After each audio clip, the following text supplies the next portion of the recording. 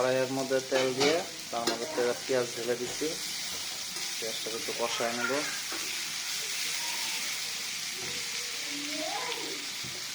তেল দিয়ে দিই। ফাইন।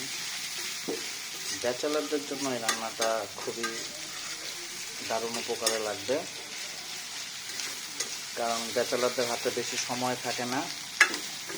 তারা এই রেসিপিটা ফলো করলে হুটহাট করে আসে না, সুস্বাদু উপাদেয় রান্না করে ফেলতে পারবে। এখন দিয়ে দিব রসুন, পর আদা, দিব একটু নাড়া, তারপর দিব জিরা ধনিয়ার গুঁড়া, তারপর দিব একটু নাড়াচাড়া, তারপর দিব হলুদের গুঁড়ো, তারপর দিচ্ছি লবণ,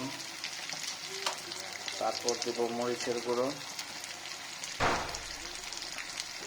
তারপর আবার একটু নাড়াচাড়া।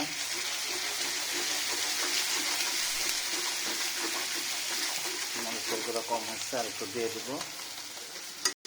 এবার একটু পানি দিয়ে মশলাটা কষাবো।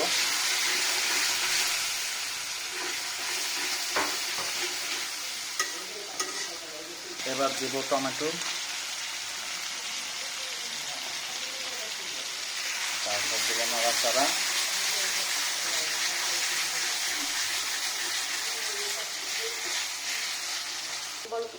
একটু পানি দিয়ে দিব।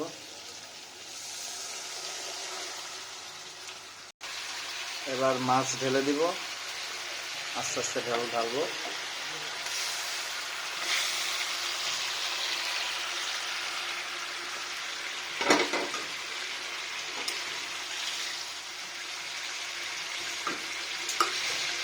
মাছ দিয়েছি, মাথাও দিয়েছি। এখন ডিম জ্বালে একটু ঢেকে দিব। এখন 2-3টা কাঁচামরিচ দিয়ে দিব, তারপর ঢেকে দিব। এখন দেখবো আমি কিরকম হয়েছে। হ্যাঁ, ভালোই বলো করতেছে, তাড়াতাড়ি প্রায় হয়ে গেছে, আর অল্প কিছুক্ষণ।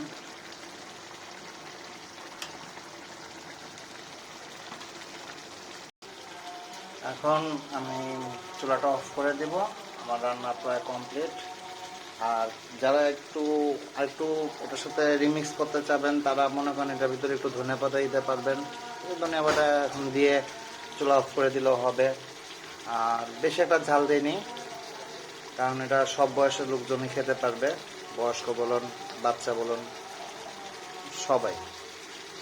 আর সবাই পাশে থাকবেন নতুন নতুন ভিডিও পেতে। সবাই লাইক কমেন্ট করে যাবেন। আর কি কি রান্না খেতে ভালো লাগে আপনাদের, বা কি রান্না করলে আপনারা দেখে মজা পাবেন, বলবেন কমেন্টে। সেরকমই রান্না করব নেক্সটে। সবাই ভালো থাকবেন। বাই, আল্লাহ হাফেজ। চলো এখন অফ করে দিলাম।